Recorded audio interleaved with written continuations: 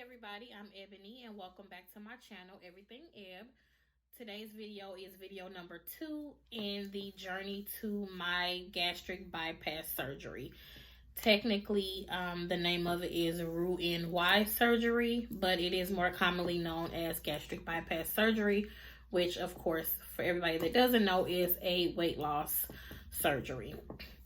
So in this video today, I am going to talk a little bit about what's been going on this week, which is really not much. I did have my first appointment with the sleep study doctor, and I'll talk about that and a few other things. So if you're interested in that, please stay tuned. So actually, I realized last week that I was a little all over the place, and this video is probably going to be the same way until I get into a groove. But I wrote a few little notes down this time to try to remember some things I wanted to say. So if I'm looking down, it's because I'm looking at my little notepad. So what I did want to start with actually is the fact that I never said my height, so you all can get a full picture of really how overweight I am. So I'll start off with my stats. I am 5'1", and that is barely, but I'm 5'1". And my highest weight was 324 pounds. My starting weight with the weight loss management doctor at the start of this journey was 319 pounds. And 2 weeks ago, I guess, when I weighed myself, in the last video, I told you all I was 296 and I wasn't going to weigh myself, but I figure maybe I will. Don't know if I'll do it every time, but I figure it'll make these videos more interesting. So I did weigh myself today, and I am 294 pounds even. Last time I was 296 point something, but I don't remember. I think 0.6 or something. I don't know. But today I am 294 even, and I am going to talk a little bit about that journey or whatever on losing weight on my own. I also don't know if I was really clear on the requirements that's needed for surgery, so I'll get a little bit into that too, but I don't want to make this video too long. So as far as the requirements for my surgery, so I have insurance requirements, and then of course you have requirements at the surgeon's office have you do. So for my insurance, I only had to do 6 months of the supervised weight loss management with the doctor. And it had to be a specific doctor with my insurance, because like I said, they have not too long been paying for them for their employees, so paying for these surgeries. So they do require that we use a specific surgeon center and team, because they are one of the top rated in the country. So we did have to do it with that specific doctor, but 6 visits, so 1 visit per month for 6 months. You cannot miss a visit. If you do, your time starts over. So I made sure that I got in there every month. They squeezed me in if they had to, and I made sure not to miss it. So the next thing for insurance is you had to be with the company for at least 2 years, which I've been there much longer than that, so I didn't have to worry about that. And then I want to say, and I meant to bring my paper in here, but I forgot. But I think you had to have a BMI over 40, which I'm way over that. Or you had to have 1 or 2 comorbidities, which is like high blood pressure, diabetes and stuff like that. But that didn't apply to me regardless, because my BMI is way over 40. So that's all you had to do for insurance. You're not required to lose any weight. You're not required to do anything other than those 3 things. Now, for the surgeon's office is where and it's really not even requirements. It's just tests to make sure that you're okay, you're healthy enough, your body is healthy enough to sustain such a serious, procedure. So with them, I had to, I still don't have to lose any weight with them. As far as I know, I believe I asked at the beginning and they said no either way. That's usually something insurance requires. Anyway, they don't require it. So with them, I had to do lab work, which is done, an EKG, which is done. And I do have something that came up on that I'm not quite sure about, but they wanted me to talk to my primary doctor about it. So hopefully I'll be able to get into him soon. I'm going to give his office a call probably tomorrow to schedule an appointment. So the lab work, which is done, the EKG, which is done, one physical therapy appointment is scheduled but not done, one visit with a psychologist, so psych evaluation, that's done. Everything went well. I talked about that a little bit in my last video. If you have not checked out my intro video, please do so. And the other one was, the sleep study. I have to do the sleep study, which I had my initial consultation, so I'll get into that since I'm on it now. I had that on Wednesday. That was virtual because we all know that everything is pretty much virtual right now. Sorry about that, guys, but my allergies. So anyway, he is pretty sure that I have sleep apnea, I guess because of my answers to the questions, which I've been told now that I do snore, which I did not used to snore, but apparently I snore, and I snore every night. I have never been told I stopped breathing in my sleep, so that's good. I do wake up for what seems to be no reason with headaches quite often, which is also a side effect of sleep apnea. And then I guess the circumference of your neck, they kind of go off that. So I don't know, but he said he's pretty sure. So I have to have a sleep study, which they wanted me to come into the center to do it. But I did ask, like I was telling you all last week, if I could do it in my home, because I just rather do it. If it's away, I'd rather be comfortable in my own home, in my own bed. So he said he understood. He was going to order the at home. If something came up where they felt it was a need for me to come into the center with those results, then I would have to do so. But he really says he doesn't foresee that. The in-home one should be fine. So hopefully that all goes well. I don't know when that'll be yet. But yeah.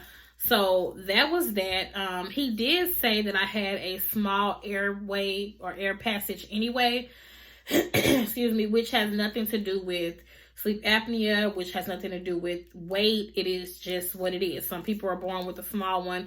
He says it's not the worst he's seen, but it's pretty small, which makes me even more nervous now for the breathing tube. So hopefully I get some people that are gentle, because I ain't got time. I've heard horror stories, lips being swollen, busted, teeth being chipped. Like, I need none of that to happen. I'm okay if I wake up raspy or even a little bit of a sore throat, but people, realize this is somebody's body y'all dealing with, and be gentle. And I'm actually going to try to say that very, very nicely so they don't purposely hurt me when they're doing it. But anyway, so yeah, I have to do that. I'm going to try too. I'm going to give them till Wednesday. If they haven't called me to schedule it, I am going to call them, because I had to do that initially anyway. They were supposed to call me for my first appointment. They never did. So I reached out to them and made the appointment myself. So that's that. So like I said, not a whole lot going on this week. Yeah, so like I said, I'm 294 this week. Now, I did want to really quickly talk about my journey. I know last week, or the last video, I was like, I'm not just wilding out until I have my surgery, which is true, but I didn't give all of that information. So basically, my numbers, my A1C and all that, the first time I went to the weight loss doctor, which I want to say was April or May, I don't know, because it got pushed back because of everything, going on, but then they started back up. So it was either April or May, but my numbers with that lab work for the first time was like a 7.0, which is, if I'm correct, it's like dead on for a diabetic number. Basically, that was the first time. I had been borderline for a while, so So the weight loss doctor put me on a diabetes medication, which she said is fairly new. It is also used strictly as a weight loss medication as well. So she did that, and I'm going to show it to you. It's called Rybelsus, if I'm pronouncing it correctly. I'm gonna put my hand over this because that's my information right there. But, and this may be backwards. I don't know how to make it not be for you all. But anyway, it's Rybelsus. What happens is the first month, the doctor gives you the first month in the office. They start you out with 3 milligrams per day. You take it every day in the morning on an empty stomach, and then you wait at least 30 minutes before you eat or drink anything after. In the beginning, it does usually make people sick. It did make me sick, nauseous. I never really threw up or anything, but it does make you nauseous. You do that for the first month. It does a few things, and to be honest, I don't remember everything, but it curbs your appetite, helps you get fuller quicker, and stay fuller longer. And I think it also did something with the way that your body digests your nutrients or something. I don't know. I can't remember. Sorry, guys. But, so you start off with the 3 milligrams. You do that for a month. If you're okay with that and your body's taking that okay, then they up you to 7 milligrams, which I don't have any more 3s here. Or you know what? I'm lying. Maybe I do. Yeah. So here's the 3 milligram tablet. It's green. This is empty, but I just still have a box sitting here for some reason. So anyway, here's the 3. So she gives you a box of this, tells you how to take it over in the office. Now, I think because this is so new, insurance doesn't cover it. And I'll tell you, this is the pill form of Trulicity, I believe. Yeah, I believe so. Trulicity is the shot you take you give yourself once a week. I didn't think I was where I could give myself a shot, I'm going to be honest. So anyway, and I also did look it up because this made me so sick in the beginning, and my insurance, that shot was just too expensive. So insurance does not cover these, but the company, because it's fairly new, gives you a coupon that you use for 6 months where you get it for $10 a month. So that's why I went with that. So you start with the 3 milligram. And again, I'm sorry if this is backwards for you all. I really can't tell looking at the camera. And then they move you on to the 7 milligram after that first month. 7 milligrams, you know, they ease you up. They ease you into it, get your body used to it. These is really where it started to kick in when I got to these 7 ones. And then you move on to this one, which is the 14, if your doctor wants you to, feels you need it, whatever. So these pills are the reason why I'm still kind of losing weight, to be honest. In the beginning of this journey, I was getting my mind right. I was doing right. I was eating right. I was going to the gym, not all the time, but for the most part, that's what I was doing. Then when I got to these pills, it got to the point at one point where I couldn't eat anything. I could not eat anything. I was just always sick. Nothing tasted right. It was just terrible, to be honest. And everybody is different. So if you interested in this medication, you want to talk to your doctor about it, definitely, first of all, talk to your doctor about it. Well, you have to get a prescription or get it initially from your doctor anyway. But don't let my results or whatever, or my side effects scare you, because I'm on it. I take it every day. It doesn't make me sick or anything anymore. And that's why they ease you up to whatever milligram you're going to end up with. But I think 14 may be the highest one.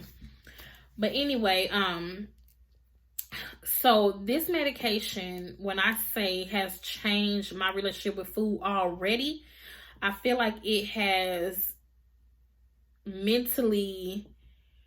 started to mentally prepare me for the way my life is going to be after surgery anyway. I don't know. So the fact that I can't really eat much, I started back eating whatever I wanted. So I do really need to get that back together. Like, I really need to still make better decisions on what I eat and still get to moving more. So I know I do need to do that. But this medication is wild, y'all. I'm telling you. I don't want to eat. I never have the taste for anything. And when I do eat, I can't eat. Like, I'm going to be honest. I used to could eat 5 chicken wings 6 if I'm really hungry, like whole chicken wings, not party wings. Now on the by the second wing, I'm full. If I can get 3 in, oh, I did something. And I mean, my portion size has went down drastically. And it's only this medication. That's all I can say. And I know I can't be on it forever. Well, it's for the journey or whatever. After that, hopefully I won't need it because, you know, my A1C and everything will be back good. But yeah, guys, that's it. I don't know what else to say for this week.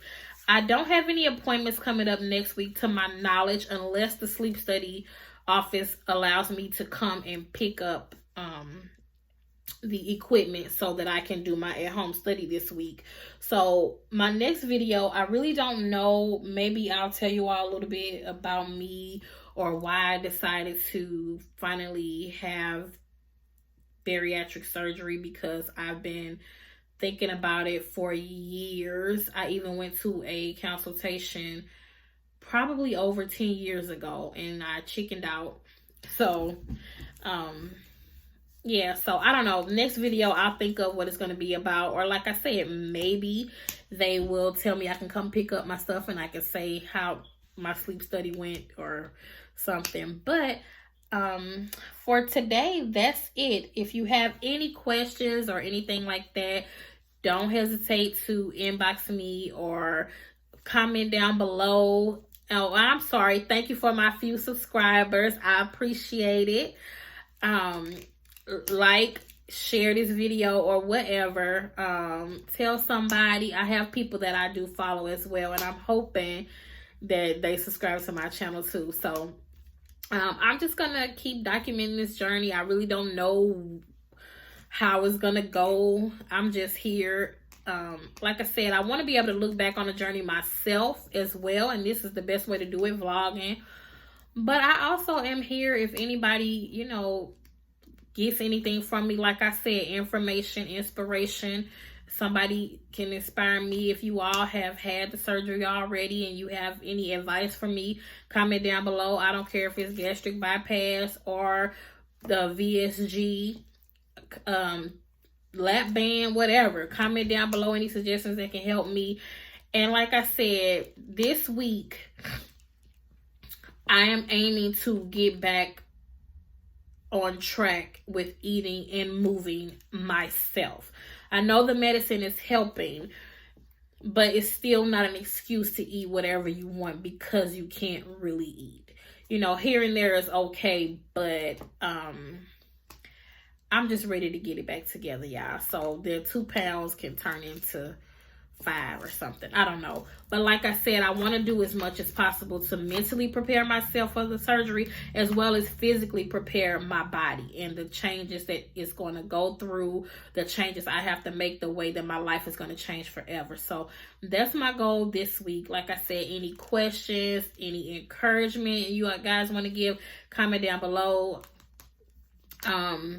If you want to talk to your doctor about this medication, again, it is called Rybelsus, and it is a diabetes medication, but it is also used just to solely treat obesity. So you don't necessarily have to have diabetes to get on this medication, at least according to my doctor, you don't. And yeah, so that's that. Thank you for watching this video. I will see you all in the next one. Bye.